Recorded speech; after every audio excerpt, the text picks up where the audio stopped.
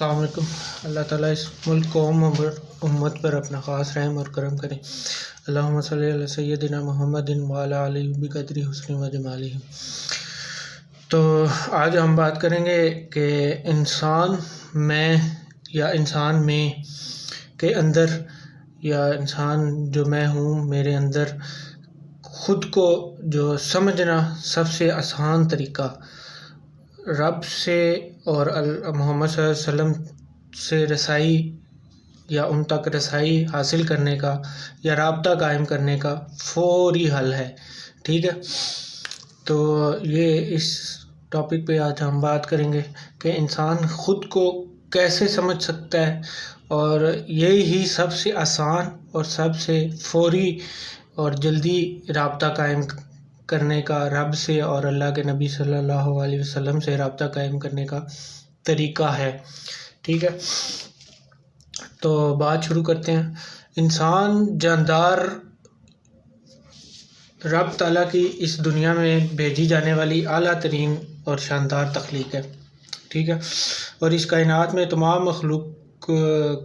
مخلوقات یا تخلیق کردہ مخلوقات میں سب سے افضل اور منفرد جو ہے تخلیق بنائی رب تعالیٰ نے۔ ٹھیک ہے، اس کے ثبوت ہمیں آج کے ماڈرن دور میں سائنس کے علم سے بھی ملتے ہیں اور واضح ہو جاتے ہیں، بلکہ قرآن میں آج سے 1450 سال پہلے جب نازل کیا گیا رب کی طرف سے محمد صلی اللہ علیہ وسلم پر، تب بھی رب نے قرآن میں لاتعداد بے شمار مرتبہ جو ہے اس بات کا ذکر فرمایا ہے کہ ہم نے انسان کو اس دنیا میں اپنا نائب بنا کر بھیجا ہے۔ ٹھیک ہے، اب ظالم انسان کبھی اس دنیا کے چکروں سے باہر نکل کر دیکھتا ہی نہیں ہے یا اس بات کو سوچتا ہی نہیں ہے کہ وہ رب کی شاندار مخلوق کس بنا پر ہے۔ ٹھیک ہے، یا اس کے وجود میں پائی جانے والی پوشیدہ طاقتیں جو اکثریت انسانی نسل جان ہی نہیں پاتی۔ ٹھیک ہے، بنا جانے اس دنیا سے اپنا ٹائم پورا کر کے اور دنیا کے چکر میں اس فانی دنیا کے حصول کے لیے یا ساری عمر اپنی ضائع کر کے چل بستے ہیں۔ ٹھیک ہے، اس بات سے صاف طور پر ظاہر ہوتا ہے کہ انسان خود اپنی ذات پر خود ہی ظلم کرتا ہے۔ ٹھیک ہے، جیسا کہ رب تعالیٰ قرآن میں کہتا ہے، اور انسان ہی بہت بڑا ظالم اور لالچی ہے۔ ٹھیک ہے، تو رب تعالیٰ کی باتوں کو اگر غور سے سمجھیں یا انہیں سنیں تو ہمیں بہت ساری چیزیں جو ہے وہ آسانی سے سمجھ آ جاتی ہیں اور بہت سارے پوشیدہ راز جو ہے کھل کے ہمارے سامنے آ جاتے ہیں۔ ٹھیک ہے، اب جب قرآن میں باتیں یا ذکر رب کر رہا ہے تو رب تعالیٰ یہاں کس سے مخاطب ہے، کسے سمجھانے والا ہے کہ اللہ کے نبی محمد صلی اللہ علیہ وسلم کے ذریعے ان کی زندگی طور طریقے اور استقامت سے رب امت محمدی صلی اللہ علیہ وسلم سے مخاطب ہوتا ہے۔ ٹھیک ہے، یہاں مطلب ہم ہیں، وہ امتی ہیں یا وہ امتی ہم ہیں، وہ انسانی نسل یا نسل انسانی آخری امت جو محمد صلی اللہ علیہ وسلم پر ایمان لائے ہیں، اور قیامت تک آنے والی جو انسانی نسل جو کلمہ پڑھے گی یا انہی سے رب مخاطب ہے۔ ٹھیک ہے، اس قوم سے، اس امت سے جو اللہ کے نبی صلی اللہ علیہ وسلم کی شریعت پر قائم ہے اور ان کے بتائے گئے طریقے اور سنت کو اپنا کر اپنی زندگی گزارتے ہیں۔ ٹھیک ہے، انہی سے رب تعالیٰ مخاطب ہے یہاں پہ۔ ٹھیک ہے، اور ہمیں اور ہم صحابہ رضی اللہ عنہ کی جو جماعت تھی ان کو بھی رب سمجھا رہا ہے۔ ٹھیک ہے، کیونکہ ہر دور کے لیے قرآن نازل ہوا ہے۔ ٹھیک ہے، قیامت تک کے لیے۔ ٹھیک ہے، دیکھیں اور غور اور فکر کریں۔ ٹھیک ہے، سمجھیں یہ قرآن ہے اور قرآن کے بتائے ہوئے طریقے ہیں۔ ٹھیک ہے، باتیں جنہیں اپنا کر انسان جو ہے فلاح پا سکتے ہیں۔ ٹھیک ہے، یہ میں نہیں کہہ رہا، یہ رب تعالیٰ کہہ رہا ہے۔ تو سورہ تغابن جو ہے اس کی آیت نمبر 16 اور 17 سے آپ ذرا سنیں اور اسے سمجھیں، غور کریں کہ اے ایمان والو، بے شک تمہاری بیویوں اور اولاد میں سے بعض تمہارے دشمن بھی ہیں۔ ٹھیک ہے. سو ان سے بچتے بھی رہو، اور اگر معاف کرو اور درگزر کرو تو اللہ بھی بخشنے والا اور رحم کرنے والا ہے. ٹھیک ہے. تمہارے مال اور اولاد محض تمہارے لیے آزمائش ہیں، تو اللہ کے پاس تو بڑا اجر ہے. ٹھیک ہے. بس جہاں تک تم سے ہو سکے اللہ سے ڈرو اور سنو اور حکم مانو اور اپنے بھلے کے لیے خرچ کرو، اور جو شخص اپنے دل کے لالچ سے محفوظ کیا گیا رکھا گیا سو وہی فلاح پانے والا ہے. ٹھیک ہے. اب سمجھے غور سے، یہ قرآن ہے، واللہ قرآن ہے، اور یہ رب میرے اور آپ سب کے لیے ہے. ٹھیک ہے. اس امت کے لیے ہے، ہر اس امتی کے لیے دنیا میں موجود اس وقت ہر ایمان والے یا مومن مسلمان سے رب مخاطب ہے. ٹھیک ہے. اتنی چھوٹی سی بات ہمیں کیسے سمجھ نہیں آ سکتی؟ ہماری عقل کن کام میں استعمال ہو رہی ہے، یا رب کی واضح باتیں ہمیں سمجھ کیوں نہیں آتی؟ پھر ہم سب جو ہے گلہ شکوہ کس سے کرتے ہیں؟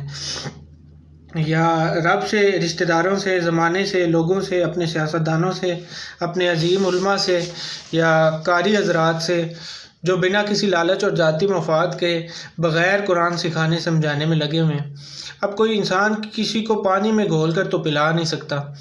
ٹھیک ہے. اب 2 آیات کا ترجمہ جو پیچھے میں نے دہرائی ہیں، بتائیں مجھے کون ایسا بندہ یا لڑکا، جوان، بوڑھا، عورت، آدمی جسے یہ باتیں سمجھ نہیں آتی؟ ٹھیک ہے. واللہ 5th کلاس یا 5th اسٹینڈرڈ کے بچے کو بھی اگر صاف نیت سے صرف یہ 2 آیات ایک لیکچر میں یا ایک ایکٹیویٹی میں سمجھائی جاتی ہوں تو صرف 1 ہفتہ میں بچہ اسے سیکھ بھی جائے گا اور زبانی یاد بھی کر لے گا. ٹھیک ہے. ان 2 آیات کے ترجمے کو بالکل 1 ہفتہ تو میں زیادہ بول رہا ہوں. ٹھیک ہے. جتنے ایڈوانس ہمارے بچے یا جنریشن آ رہی ہے ذہین ترین، یہ آیات تو سیکھنا ان کے لیے منٹوں اور چند لمحوں کا کام ہے. ٹھیک ہے. اب آیات کے مطلب یا تفسیر کی طرف آئیں. ایمان لانے والے کون لوگ ہیں؟ انڈیا، امریکہ، لندن میں بیٹھے یہودی، عیسائی، ہندو لوگ ہیں. ٹھیک ہے. یا کہ ہم خود سے پوچھیں یہ سوال. ٹھیک ہے. جواب مل جائے گا آپ کو. ہم ایمان والوں کو رب بتا رہا ہے یہ جو تمہاری اولاد ہے، بیویاں ہیں، مال ہے، رشتہ دار ہیں، محض آزمائش کے لیے دی گئی ہیں. ٹھیک ہے. اور انہیں عطا کیا گیا ہے. ان کے لیے بھی رب آزمائش بول رہا ہے. ٹھیک ہے. اب دوسری بات جو یہاں سمجھنے کی ہے ان آیات میں، وہ ہے کہ رب بول رہا ہے کہ اگر تم ان کی باتوں کو برداشت کرو گے، صبر کرو گے، انہیں معاف کرو گے، یا انہیں تکلیف نہیں پہنچاؤ گے، بدلہ نہیں لو گے، معاف کر دو گے، اپنے رب اور محمد صلی اللہ علیہ وسلم کے لیے یا ان کی محبت میں معاف کر دو گے، تو تم یہ بات جانتے نہیں کہ رب تو بہتر اور عظیم اجر دینے والا ہے. ٹھیک ہے. اب مجھے آپ کو کیا چاہیے؟ وقتی بدلہ کہ عارضی سکون، یا معاف کر کے رب کی محبت اور محمد صلی اللہ علیہ وسلم کے عشق میں ان کے ہاں اصل دنیا میں حقیقی اور ہمیشہ رہنے والی زندگی میں اجر چاہیے؟ یہ فیصلہ ہم پہ ہے. ٹھیک ہے. تو اختیار رب نے ہمیں دے دیا ہے، چوائس ہماری اپنی ہے. اس میں نہ رب کا، نہ معاذ اللہ دین کا، نہ علماء اکرام کا، نہ مولوی حضرات کا، نہ دنیا کا، اور نہ لوگوں رشتہ داروں کا، کسی کا کوئی قصور نہیں ہے. ٹھیک ہے. تو قصور صرف اور صرف ہمارا اپنا ہے، ہمارے اندر بیٹھے نفس کا، دل میں موجود لالچ کا، جلد بازی کا قصور ہے. ٹھیک ہے. جو اس عارضی سکون اور فائدے کے چکر میں اپنے ہمیشہ رہنے والے نفع کو ٹھکرا رہے ہیں. ٹھیک ہے. یہ سب کون کر رہا ہے؟ اس بات پر توجہ دیں، غور کریں، فکر کریں، خود سے پوچھیں یہ سوال. کیا رب تعالیٰ نے آپ کو بتا اور آگاہ نہیں کر دیا کہ اس اولاد بیوی کے چکر میں حرام کام نہ کرو، ان کی خوشی آسانی کے لیے کوئی عمل ایسا نہ کرو جس سے تمہارا رب اور نبی محمد صلی اللہ علیہ وسلم ناراض ہو جائیں؟ یہ رشتے پہلے تو ٹھیک اسی طرح انسان ہیں جیسے تم ہو یا ہم ہیں. ٹھیک ہے. جیسے ہم لوگ ہیں ویسے ہی ہمارے رشتہ دار بھی ہیں. جیسے تمہارے رزق کا ذمہ اور نفع نقصان کی طاقت صرف رب تعالیٰ کے پاس ہے، ٹھیک ویسے ہی ان کی بات یا ان کی نفع نقصان کی طاقت اور رزق کا ذمہ بھی رب کے پاس ہے، ٹھیک ہے؟ تو اپنے ذہنی سکون اور دنیا کے لالچ کو بہانہ بنا کر یہ عمل بالکل بھی نہ کریں۔ آگے نیکسٹ ویڈیو میں بات کرتا ہوں میں اسی حوالے سے۔